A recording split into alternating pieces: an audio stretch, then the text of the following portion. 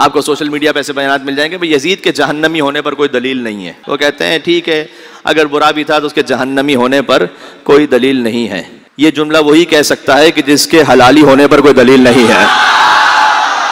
جو یزید کو بھی جہنمی نہ مانے تو وہ میں تو سے پوچھوں گا کہ جناب پھر آپ کے صحیح النسب ہونے پر کیا دلیل ہے, یہ بتلائیے گا. کہ اب میں یزید سے اوپر کا جو معاملہ ہے اس پہ میں اس وقت کوئی بات نہیں کرنا چاہتا, اس لیے کہتے ہیں کہ بھئی صحابی کا بیٹا ہے اس لیے کچھ بھی تھا لیکن بہرحال صحابی کا بیٹا تھا. اب قرآن پڑھ کے دیکھ لیجئے انہ لیس من اہلک انہ عمل غیر صالح. نوح علیہ السلام کے بیٹے کے لیے اللہ نے کہا کہ آپ کے اہل میں سے نہیں ہے. اللہ نبی کے بیٹے کو معاف کرنے کو تیار نہیں ہے. تو یہ جو اناؤنسمنٹ ہے, یہ جو اعلان ہے, دیکھیں بار بار کا یہ سنا ہوا ہے لیکن اس میں ہر بار نیا پہلو ہے اور نئی ہدایت کی راہیں ہیں اس میں. کہ جب حضور مکرم کو اللہ سبحانہ و تعالیٰ نے حکم دیا ہے کہ آپ پہنچائیے, اور اگر آپ نے یہ نہ پہنچایا تو وَإِن لَمْ تَفْعَلْ فَمَا بَلَّغْتَ رِسَالَتَهُ, عہد پیغمبری کا کوئی کام ہی نہیں کیا آپ نے. یہ اتنا سخت جملہ ہے حضور مکرم کے لیے کہ اللہ سبحانہ و تعالیٰ نے کہا کہ یہ اناؤنسمنٹ آپ نے کرنا ہے, اس لیے کہ یہاں سے پھر خالص توحید ہے, خالص رسالت ہے. آپ کو لا الہ الا اللہ بھی خالص اسٹریم سے لینا ہے, جو پیور اسٹریم ہے نا. کوئی شیطان سے لا الہ الا اللہ سیکھے گا تو سیکھ تو سکتا ہے, اس لیے کہ شیطان اللہ کو مانتا ہے, اللہ کی عبادت کرتا رہا ہے, وہ سجدوں میں اللہ سبحانہ و تعالیٰ کے وہ ذکر کرتا رہا ہے. اللہ نے کہا کہ لاکھوں سال کی عبادتیں منہ پہ مار دی جائیں گی. لیکن اگر کوئی شیطان سے اللہ کے بارے میں سیکھے تو وہ لا الہ الا اللہ تو شاید پڑھوا دے اسے, لیکن حجت خدا کا انکار کروا دے. اس لیے کہ شیطان لا الہ الا اللہ پڑھنا چاہتا ہے, حجت کے سامنے جھکنا نہیں چاہتا. تو اللہ نے اسے راندہ درگاہ کر دیا. اس لیے کیوں علی سے بعد از وفات رسول دین لینا ضروری ہے, کیوں آل محمد صلی اللہ علیہ وسلم ان سے دین لینا ضروری ہے. اس کی وجہ یہ, مثال دیتا ہوں میں, ایک ترک کہاوت ہے ٹرکش, کہ اگر آپ لومڑی سے دین لیں گے تو آہستہ آہستہ یہ یقین کرنے لگیں گے کہ مرغیاں چرانا بھی ایک عبادت ہے. اب اسے زیادہ کھولنے کا نہیں کہنا مجھے یہاں پر. تو اگر آپ وہاں سے دین لیں گے تو مشکل یہ ہے.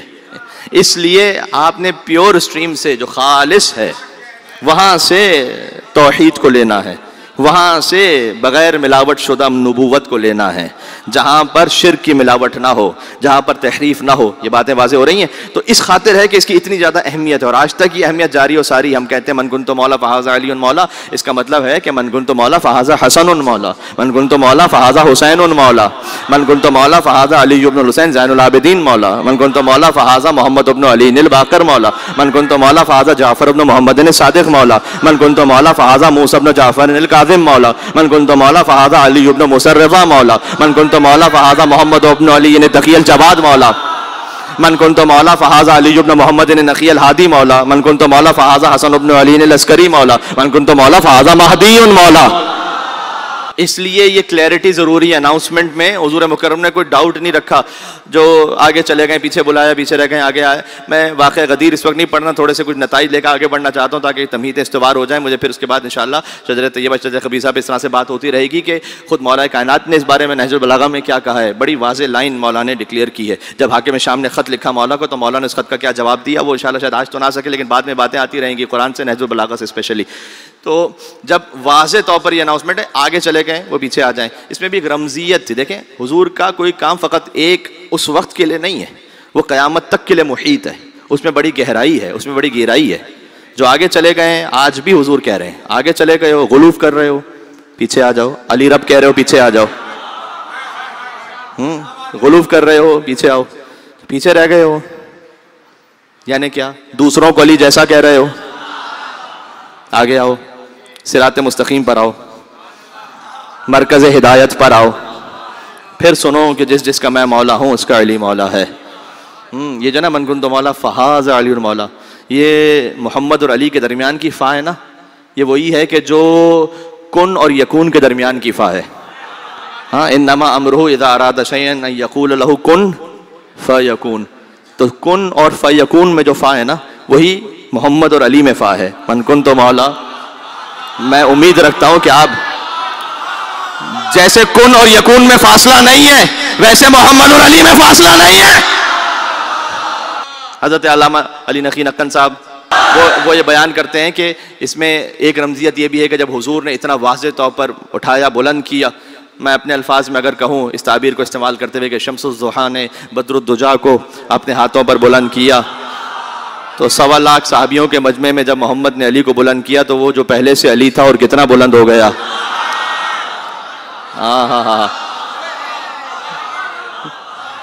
محمد کے ہاتھوں پہ ولی ابن ولی تھا، اظہر کہیں مظہر اوصاف جلی تھا. ہاں اظہر کہتے ہیں کہ جو ظاہر سے بھی اور زیادہ ہو. اظہر کا مطلب کیا ہوتا ہے؟ سپرلیٹو ڈگری ہے. تو حضور نے فقط ظاہر نہیں کیا علی کو، اظہر. دیکھیں علی، میں جملہ کہہ سکوں، علی غدیر میں اظہر تھے، معراج میں مظہر تھے. یہ بات پہنچ رہی ہے؟ علی غدیر میں اظہر تھے، معراج میں مظہر تھے. بھائی اللہ سبحانہ و تعالیٰ نے لہجے علی ابن ابی طالب میں بات کی ہے نا معراج میں، وہ لہجہ علی کا تھا نا. تو علی مظہر ہو گئے یا نہیں ہو گئے؟ مظہر صفات خداوندی. تو معراج میں مظہر تھے، غدیر میں اظہر تھے. اب سنیے گا، محمد کے ہاتھوں پہ ولی ابن ولی تھا، اظہر کہیں مظہر اوصاف جلی تھا. اور کس کے تصور میں بلندی کا تصور، اور کس کے تصور میں بلندی کا تصور اونچا بھی ہوا؟ وہ کہ جو پہلے سے علی تھا.